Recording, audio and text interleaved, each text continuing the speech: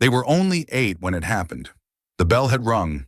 The schoolyard buzzed with laughter, and 2 small boys sat quietly beneath the rusted staircase, each holding half of a peanut butter sandwich, pretending it tasted like celebration. But in their eyes, behind the forced smiles, were unshed tears. That morning, they had been pulled out of class. Their names called out, not for honor, but for shame. The school fees hadn't been paid. Again, their father, a day laborer with hands like cracked leather and eyes that never looked up, had tried. He always tried, but trying wasn't always enough. And so the twins, Liam and Luke, walked home in silence, passing the classroom windows where other children recited poems and solved fractions. Each step felt like a door closing behind them. But here's what no one knew. Those 2 boys, sitting beneath that staircase, quietly made a promise, not out loud, not with words, but with the kind of vow that only twins can make, wordless, sacred, forged from pain. One day, they wouldn't just return to class, they would build the classroom, not just for themselves, but for children across the world who sat under staircases, waiting for someone to believe in them. Their house was little more than a patched-up shed on the edge of a scrapyard, where the air always smelled faintly of rust and forgotten dreams. Liam and Luke shared a mattress on the floor, one blanket between them, and a calendar on the wall that never moved past February. Their father, Gerald, left at dawn and returned long after the moon had risen, his shoulders bent not by age, but by the weight of never enough. Their mother, she had left when the twins were 4, leaving behind a locket with no photo and a silence no one dared explain. But somehow, the boys never complained. They were the kind of twins who didn't need to speak to understand each other. Liam, the older by 7 minutes, carried his hurt like stone, quiet, heavy. Luke, wide-eyed and soft-spoken, wore his pain on the surface, always trying to smile for both of them. They walked 4 miles to school each day, their uniforms worn thin at the elbows, their shoes with cardboard stuffed inside to keep out the rain. And yet, they were always on time, always in the front row, always with hands raised high, hearts eager to prove that poverty had not dimmed their minds. But school, as they would learn, wasn't a sanctuary forever. One Tuesday morning, Miss Carter, the head mistress, called them into her office. Her voice was gentle, but her words were knives. "I'm sorry. Boys, we can't keep you here if the fees remain unpaid." Luke tried to speak. Liam squeezed his hand, and they both nodded. Because dignity, when it's all you have left, must be worn like a crown, even in defeat. They walked home in silence, past the playground, past the ice cream truck, past the boy who laughed at their frayed collars. That night, under a flickering light bulb, Gerald sat with his head in his hands. "I'll find the money," he whispered. "I'll fix this." But even at 8 years old, the twins knew some things couldn't be fixed overnight. And so, they stayed home for days, then weeks. They read old textbooks borrowed from the neighbor's attic. They helped their father sort scrap metal. And at night, they whispered dreams into the dark. Liam dreamed of building something real, solid. Luke dreamed of teaching, of helping kids like them feel seen. They didn't know it yet, but those dreams would one day rise from the ashes of that broken childhood and stretch far beyond the fences of their town. They just had to survive first. The town of Fairbrook was the kind of place where dreams often got lost between the cracks in the sidewalk. But even in a place like that, sometimes, just sometimes, 2 boys kneeling in dust could plant something that no drought could kill. It started with a bench. Behind the scrapyard, under a half-burnt tree, was a spot where Liam and Luke liked to sit after work. It wasn't much, a few crates stacked together, but it was where they talked about everything they didn't have words for in front of their father. It was where they made the vow. No one else heard it. No one else needed to. "One day," Liam said, "we'll open a school where no kid gets sent home." Luke nodded. "Even if they don't have shoes or lunch money or anyone to drop them off, Liam looked out at the rust-colored horizon. Even if they're like us, they didn't know how, they didn't know when, but they knew why. And sometimes, knowing why is the first hammer that chips away at the wall between you and your future. The next morning, they found an old shelf behind the yard and dragged it to the spot. That became their chalkboard.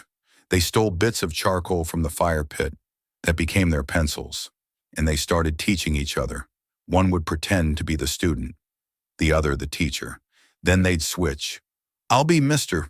Luke today," Liam would grin. "And I'll be Professor Liam," Luke would reply. They taught each other math, history, even geography. Though neither had seen beyond the next town over, what they didn't know was that someone had been watching. Mrs. Edmonds, the elderly widow next door, had lost her grandson in a car accident the year before. She rarely spoke, rarely opened her blinds, but one day, she saw the boys under the tree, drawing letters on a wooden shelf with charcoal. The next morning, she left a small box on their crate bench, inside colored chalk, 2 notepads, and a note that simply read, "Keep going." It was the first time the twins had cried from joy instead of hunger. That day, they taught harder, dreamed louder, and at night, when Gerald asked why they were smiling in their sleep, they just whispered, "We saw a classroom today, and it had colors. It was supposed to be just another morning." Gerald had left early, shoulders sagging under the weight of another uncertain job. The twins were at their classroom under the tree, reciting multiplication tables, when a silver car pulled into the alley. No one drove through there, not unless they were lost or looking for scrap. The man who stepped out wore a crisp navy shirt, shoes that didn't know dirt, and sunglasses that looked out of place in Fairbrook. He squinted at the boys, then at the half-crumbling shed behind them. "You boys live here?" he asked. His voice clipped, rehearsed. Liam stood in front of Luke instinctively. "Yes, sir." He nodded slowly, then pointed to the rusted fence. "This land belongs to the city. Your family's trespassing." The words hit harder than a slap. Luke's chalk dropped. Trespassing? This was home. The only one they had. The only one their father could afford after their mother left. After the jobs disappeared. After the rent notices became eviction letters. "I'm just doing my job," the man added. "You've got 30 days. He drove away as quietly as he had come, leaving behind a silence so loud it rang in their chests. That night, Gerald sat at the kitchen table, staring at the letter, his jaw clenched. The twins sat beside him, not as boys this time, but as young men with a decision to make. Luke broke the silence. "We'll help, however we can." Gerald shook his head.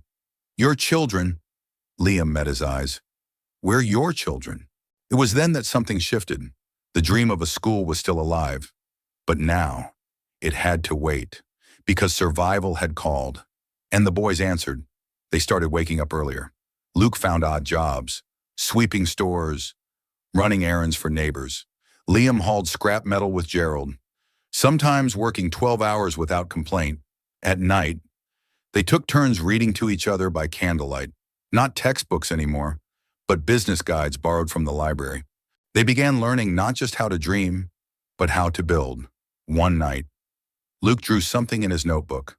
"What's that?" Liam asked. "A logo." He said, "For our company, someday." It was a simple image, 2 small figures holding up a book, with the words "Shared Light Foundation" underneath. Liam smiled. "That's what we'll call it." They didn't know how long it would take, but they knew this. The world had taken a lot from them. Their school, their peace, their mother, their home, but it would never take their dream. Not if they had anything to do with it. The first dollar they ever made together came from a broken toaster. It belonged to Mr.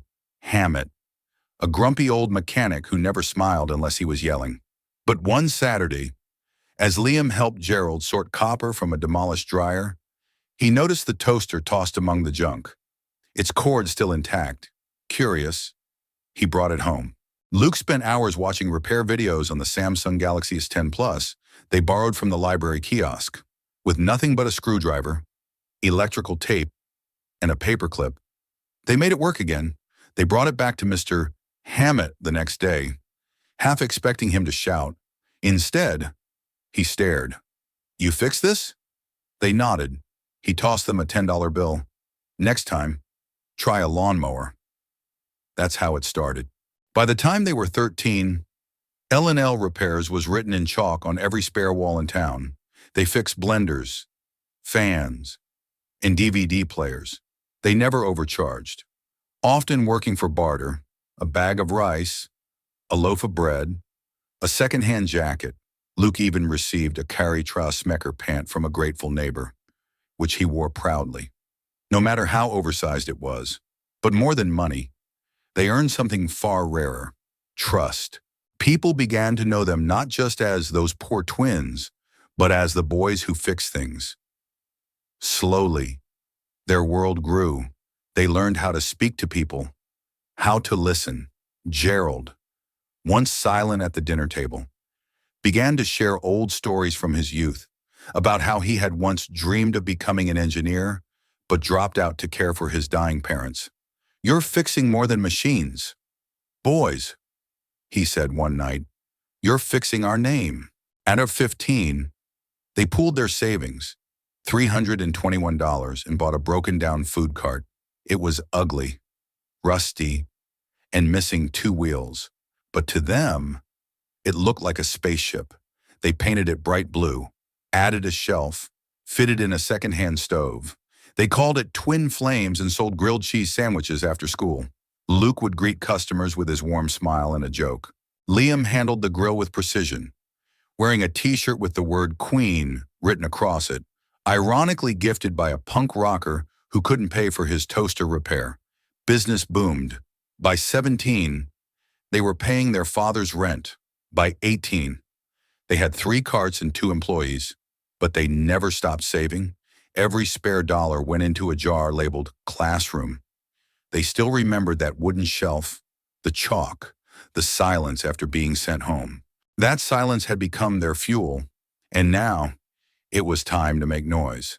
It was a rainy Tuesday when the blueprint arrived, not printed on glossy paper or designed by a fancy architect, just hand-drawn lines on 3 sheets of grid notebook paper, stapled together and slightly smudged with pencil dust. But to Liam and Luke, it was the most beautiful thing they'd ever seen. They had met her at a community meeting, a retired civil engineer named Mrs. Helen Monroe, who had worked on city schools in her prime. She had thin silver hair pulled into a braid and wore a Rolex 1263 that didn't quite match her frayed cardigan. When she heard their story, she didn't ask if it was possible. She asked where they wanted the windows to face. "I've designed dozens of schools," she said, sipping her black coffee, "but never one like this." Over the next few months, the twins poured everything into the dream. Liam handled logistics, permits, negotiations, and land acquisition in a rural part of Westmont County.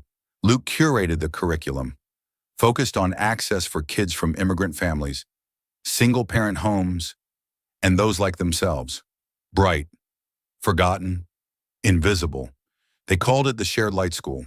The first bricks came from the remains of an abandoned barn. Volunteers came without being asked. Some brought wood, others tools, and many brought stories of kids they knew who had dropped out, of dreams that had died quietly. But in this school, they said, something was waking up. Liam often worked past midnight, welding frames and clearing rubble. Luke organized local book drives, collecting used textbooks from across 3 states.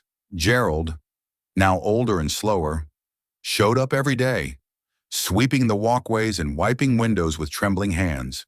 The grand opening was quiet, just 40 students, a local priest, and the smell of fresh paint still lingering in the air. But when the first bell rang, something sacred happened. A little girl named Araya stepped through the doors with bare feet and bright eyes. Her mother, a refugee, cried as she watched her daughter sit in a real classroom for the first time. Liam turned to Luke, his voice barely a whisper. "We built the place we once needed." Luke just nodded, tears in his eyes. They didn't know this would be the first of many. But the blueprint wasn't just for a building. It was for healing, for dignity, for redemption. And the boys who once sat in silence under a rusted staircase, they had become the men ringing the bell for a generation, still waiting outside the door. The email came late at night. Luke was reviewing scholarship applications when he saw it. A message from a nonprofit in Sierra Leone. Subject line, "Can we bring shared light here?" At first, he thought it was a mistake. They were just two brothers from Fairbrook. Sure, they had built one school, then two, then five, each one modeled after the first. Planted in forgotten corners of America where the soil was rich in pain but thirsty for hope. But across the ocean, across language, politics, and customs? Still, he clicked open the message. It was from a teacher named Musa Diallo, who ran a learning shack made of tin sheets and plastic chairs.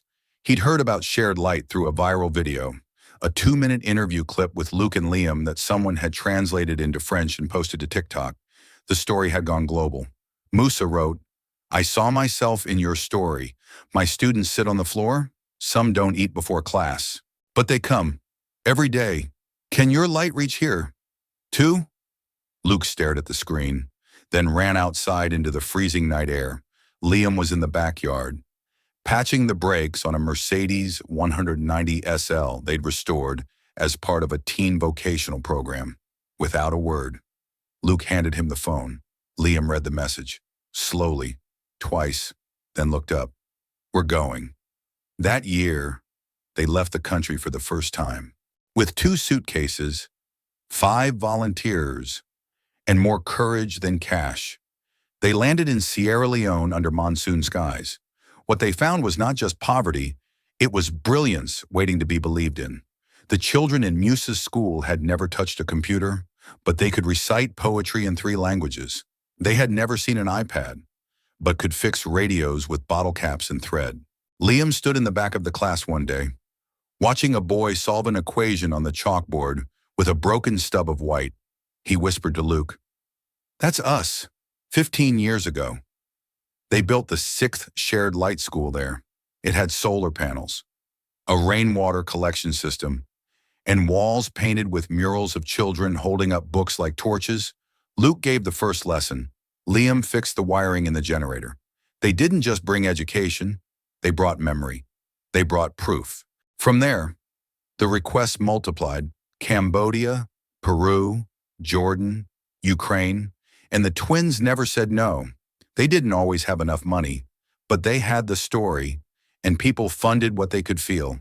Corporations began donating. Old classmates volunteered. One student from their first school, now in college, started the Light Carriers program, mentoring new teachers in rural villages. Everywhere they went, they left a bench under a tree, a symbol of where it all began. 2 crates, some chalk, and the sacred vow of 2 brothers who once sat in the dust, dreaming of walls they'd never seen. Only now, those walls had windows, and every child inside them carried the light forward. The letter arrived in a cream-colored envelope with no return address. It was Liam who found it, buried beneath the usual stack of donation receipts and student drawings. At first, he almost threw it away, but something, the shaky handwriting, the way his name was written with too much space between letters, made him pause. He opened it slowly, not knowing that every word inside would open a door he had sealed shut years ago. "My sons, I saw you on the news. I don't expect forgiveness. I don't even expect a reply. I just needed you to know. I never stopped looking. Mom." He read it twice, then sat in silence for over an hour. Luke found him on the back steps that evening, arms wrapped around his knees like a child. When Liam handed him the letter, Luke didn't say anything. He didn't need to. They had made peace with her absence the way most abandoned children do, by burying it deep enough to walk over without tripping. But now, the ghost had knocked, and she was real. They debated whether to respond. Gerald had never spoken ill of her. "She had her pain," he once said, "and I had mine." But pain didn't erase absence, and absence didn't erase blood. 3 weeks later, in a quiet suburb 2 states away. They met her. Her name was still Rebecca. Her hair was grayer. Her frame is smaller. She wore a faded coat and clutched a plastic tote bag like it held the last pieces of her worth. But her eyes, those same soft brown eyes they saw in the mirror every day, filled with tears the moment she saw them. "I left because I thought I was the problem," she said through sobs. "I couldn't feed you, couldn't care for you. I thought you'd be better off without me." She looked at Gerald. He was stronger. Luke, ever the heart first, knelt beside her. "We're not here to blame you." Liam hesitated. Years of silence pressed against his ribs. But then he exhaled. "We're here to let you see what you didn't break." They didn't hug right away, but they stayed for tea. And by the end of that visit, she had a photo of their first school in her hand, a map of their work pinned to her wall, and something else, a new invitation. "Come visit," Luke whispered before they left. "There's a bench under a tree. It's where we began." She nodded, eyes wet. "I'd like that."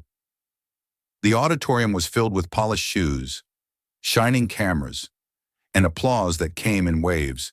The twins stood on the stage of the Global Humanity Summit, surrounded by dignitaries, celebrities, and journalists from over 30 countries. Behind them, a massive screen projected their childhood photo. 2 barefoot boys holding hands, staring up at a chalkboard drawn on wood. "Ladies and gentlemen," the speaker said, "please welcome the founders of Shared Light International, Liam and Luke Porter." They stepped forward slowly. Liam was in a navy suit, his tie slightly crooked, like he didn't quite believe he belonged here. Luke was in a soft gray jacket with a lapel pin shaped like a tiny open book. They weren't nervous, but they weren't used to the spotlight either. When the thunderous applause died down, Liam cleared his throat. "We're deeply honored," he began, "but we didn't come here to be clapped for," Luke added softly. "We came here to speak for the ones who still sit under trees, waiting."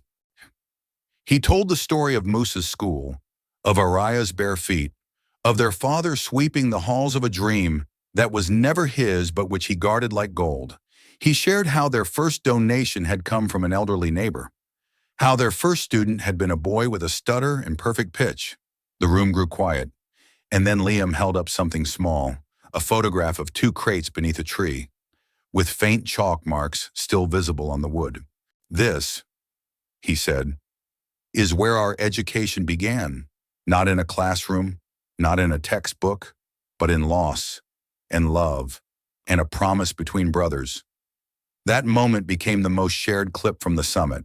Not the award ceremony, not the red carpet, just 2 men holding up a memory. After the ceremony, a reporter asked, "What was the proudest moment of your journey?" Luke smiled gently. "It wasn't tonight," Liam nodded. "It was the day a little boy in a Syrian refugee camp told us he wanted to become a teacher, because he finally knew what one looked like." The old tree was still there, bent slightly now, its trunk thicker, its bark darkened by decades of weather, but it still stood in the corner of the old scrapyard, now transformed into a community garden and open-air library. And beneath it, where once 2 crates sat alone, stood a stone bench engraved with the words, "This is where light began." Every year, on the anniversary of the first Shared Light School, alumni would gather at that tree. Some came in worn jackets, others in medical scrubs or teachers' cardigans. They brought their children, their stories, their gratitude. This year, something different happened. A young woman stepped forward, holding a worn, laminated notebook. She was no longer the shy student who once trembled reading aloud in class. Now, she stood with the poise of someone who had wrestled the dark and found her flame. "My name is Daniela Ruiz," she said. "I graduated from Shared Light School 10 in El Paso. Today, I'm proud to announce that I've opened the first student-funded Shared Light Micro School in Honduras." The crowd gasped. Luke's hands went to his mouth. Liam closed his eyes. Daniela continued, "We didn't wait for donors. We pooled what we had, sold bracelets, made art, crowdfunded. Because the truth is, We didn't build a school. We were built by one. And now it's our turn. The applause didn't stop for 2 full minutes. One by one, others stepped forward. A former student now working as an engineer in Uganda announced a solar panel project for schools in remote regions. A nurse from Cambodia shared how she'd started a girls' health initiative using Shared Light's medical training programs. A boy from Chicago, who had once lived in a shelter, had just launched an app that taught literacy in 3 languages. Each story was a ripple from the first drop, each voice an echo of the promise under the staircase. Later that evening, Luke sat on the bench beneath the tree. The sky was turning gold. Liam joined him, holding 2 cups of coffee and a quiet smile. "You realize," Liam said, "none of this belongs to us anymore." Luke nodded. It never did. Behind them, the children were laughing, planting books into boxes, painting the fence with phrases like, "Hope begins here," and "No child forgotten." They weren't just building schools. They were rebuilding the world. One vow, one desk, one small, unseen child at a time. They were never ones for celebration. So when the committee proposed a statue, Liam politely declined. "We're still breathing," he said. "We've still got work to do." But life has a way of writing its final chapters, even for those who spend it opening pages for others. It was a quiet Tuesday when Gerald passed away in his sleep, his hand still resting on a school maintenance log. The janitor who once raised 2 boys with cracked fingers and silent strength was buried behind the first Shared Light school, where students still leave wildflowers on the stone that reads, "He cleaned the world so they could dream." The loss slowed the twins, but only briefly. They returned to work with more heart than ever. Then, a year later, Liam got sick. It wasn't dramatic, just fatigue at first, a few missed flights, a dizzy spell during a speech in Manila. Tests followed, then silence. The truth, stage 4, nothing to operate, nothing to cure. He kept it from Luke at first, writing lesson plans from his hospital bed, whispering to nurses about solar grants, still wearing that same Kesta shirtuine beneath his robe as a joke to make kids laugh. But Luke knew. One night, in a dim hospital room surrounded by paper drawings from students across continents, Luke asked, "Are you afraid?" Liam shook his head. "I'm not afraid of dying," he said. "I'm afraid of stopping." Luke took his hand. They won't let you." And they didn't. When Liam passed, the world lit candles in over 70 countries. In remote villages and bustling cities, children wore paper crowns and held books to their hearts. Each classroom had a moment of silence, not for grief, but for gratitude. Luke returned to the tree, alone now. He sat on the stone bench, the wind carrying soft laughter from a nearby class in session. He closed his eyes and spoke aloud for the first time to the boy who once sat beside him, barefoot and dreaming. "We did it, brother. We turned tears into blueprints and dust into wings. If you've ever sat in silence with a dream too big for your hands, remember Liam and Luke. Remember the wooden shelf, the chalk, the vow no one heard but the world still felt. Dreams are not measured by how high they reach, but by how deeply they return. And sometimes, the smallest boys beneath the staircase become the architects of light across borders."